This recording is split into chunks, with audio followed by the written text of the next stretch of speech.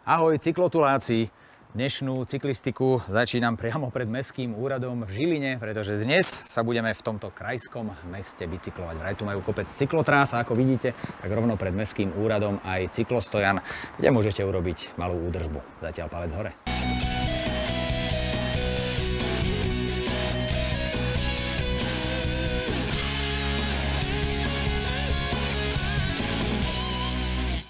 V Žilinskom kraji sme toho za ostatných 6 rokov nabicyklovali viac než dosť. Stovky kilometrov v rôznych destináciách nám ukázali, že tento kraj patrí na Slovensku medzi najkrajšie a pre cyklistov najlepšie pripravené. No v samotnom krajskom meste, 80-tisícovej Žiline, sme jazdili naozaj minimálne. Tak to dnes napravíme. Bicyklovanie v meste Žilina, človek by si povedal, že na to stačia úplne cesty, ale zrejme to tak nie je a dôkazom je aj táto pekná nová cyklotrasa. Tak čo sa vlastne v Žiline robí pre cyklistov?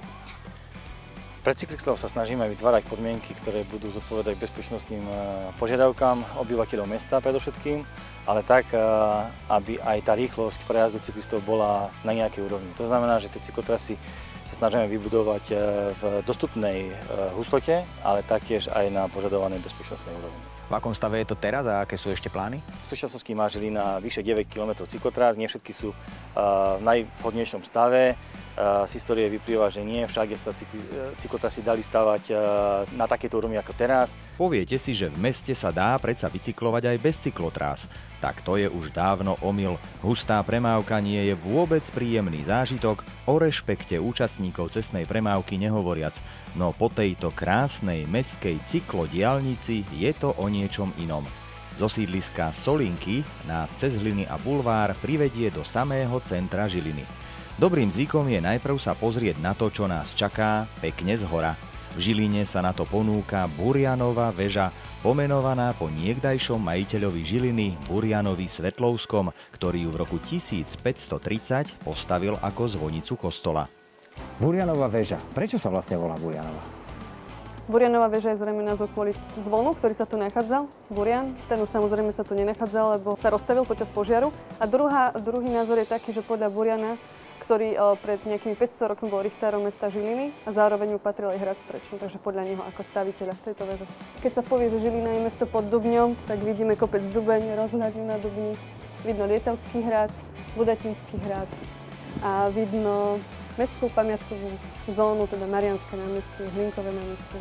Výšku Burianovej väže ešte umocňuje jej poloha nad námestím Andreja Hlinku, ktoré leží ešte o pár metrov nižšie. My však pôjdeme hlbšie do historického jadra mesta, ba priam pod samotné centrum. A to je štvorcové Mariánske námestie, ktoré vzniklo pred rokom 1300. Od roku 1987 je vyhlásené zákonom za mestskú pamiatkovú zónu. Má presne 100x100 metrov a vychádza z neho 9 uličiek. V Laubniach pod arkádami pôvodných domov je aj dnes živo. A kedysi tak bolo aj v podzemí, kde sa zachovali pôvodné gotické pivnice.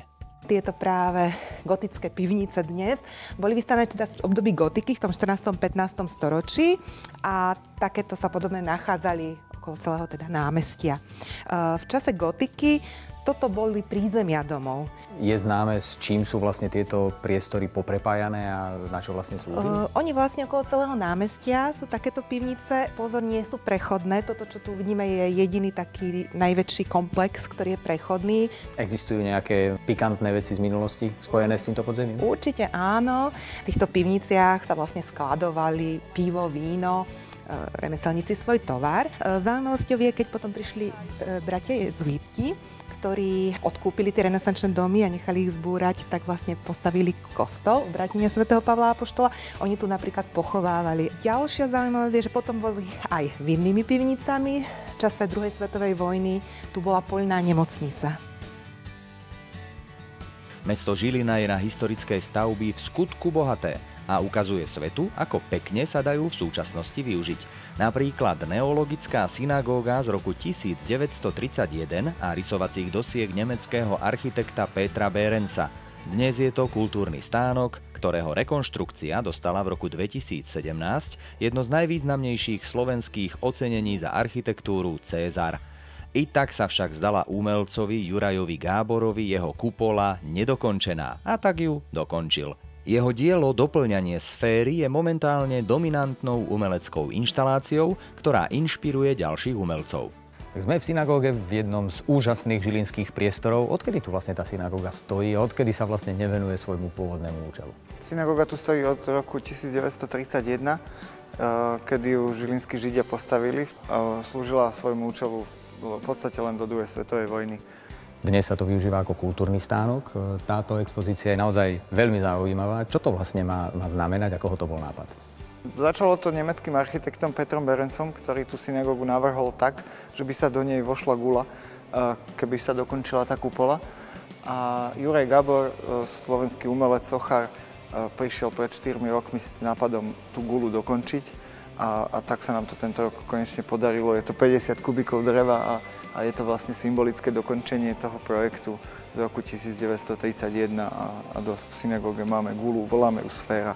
Oproti synagóge nás zaujala ďalšia krásna stavba. Rosenfeldov palác dominuje kultúrnej mape Žiliny od roku 2016, kedy si obydlie žilinského bankára sa zachovalo v takmer pôvodnom stave a svojim spoločenským významom prekračuje hranice Slovenska. Najväčšie poklady a rozžiarené detské tváre ukrýva v podkroví, ako sme sa dozvedeli v zápätí. No nádherný priestor tento Rosenfeldov palác. Čo je to vlastne za budova, odkedy tu stojí? Rosenfeldov palác stojí tu vlastne už od roku 1907. Jeho hlavným architektom bol Nicoletto Rauter a pôvodne slúžil ako banka a obytný priestor pre rodinu Rosenfeldovcov, podľa ktorej vlastne dostal aj ten palác názov. A dnes vlastne sa tak volá. Dnes sa využíva pre rôzne kultúrne podujatia, ako rôzne koncerty, výstavy, diskusie, divadelné predstavenia a podobne. Centrum mesta toho ponúka naozaj veľa. Ďalšie pátranie radi necháme na vás, my sa už chceme opäť trochu pobicyklovať. Vyrážame do Budatína, kde sme už pri minulých dieloch objavili rovnomenný hrad s krásnym parkom. A dnes nazrieme aj do interiéru. V Budatínskom hrade sídlia expozície Považského múzea. Jedinečný je drotársky pavilón. Je to unikátna zbierka diel tohto slovenského fenoménu, drotárskeho remesla, ktoré prerástlo do umenia, dnes zapísaného do reprezentatívneho zoznamu nehmotného kultúrneho dedičstva ľudstva UNESCO. V Budatínskom hrade je takáto krásna drotárska expozícia. Čím je zaujímavá? Zaujímavé je naše drotárstvo tým, že je to jedinečné slovenské remeslo, ktoré nemá v zahraničí obdobu a tým pádom naše múzeum je jediné múzeum svojho druhu na celom svete. Ktorý exponát sa vám najviac páči, ktorý je najzaujímavejší? Mne sa páčia drôtené plastiky, či už zvierat alebo dopravných prostriedkov. Priamo z Budatínskeho parku môžete nastúpiť na novúčičkú cyklotrasu. Od sútoku riek Váh a Kysuca sa dostanete prakticky kamkoľvek. My prejdeme na ľavý breh Váhu na najnovší prírastok vážskej cyklomagistrály. Po voňavom asfalte mierime slušným tempom na vodné dielo Žilina. Športové aktivity pestujú Žilinčania často práve tam.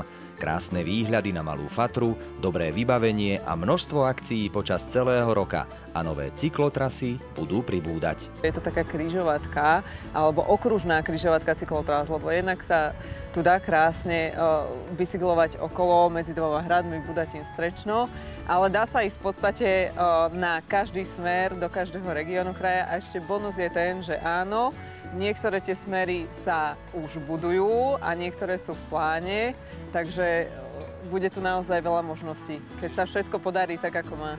Keď sa teda všetko podarí, tak vlastne z vodného diela Žilina, z tejto okružnej cyklotrasy sa vlastne stane najväčší kruhový objazd v Žiline. Ktoré cyklotrasy sa napoja a ktoré sú v pláne? No, momentálne sa buduje Terchovská cyklotrasa. A v pláne, a teda v procese nejakej projektovej prípravy a povolovacieho konania je Vážska cyklodopravná trasa. Bude pokračovať smerom až do Vrútok. Žilinskú mestskú cyklistiku máme za sebou. Ak by vám to nestačilo, tak sa môžete ešte poriadne zničiť napríklad na takomto pump tracku. A nie je to vôbec jednoduché. V Žiline to bola paráda. Na budúce sa vidíme možno aj u vás. Ahoj!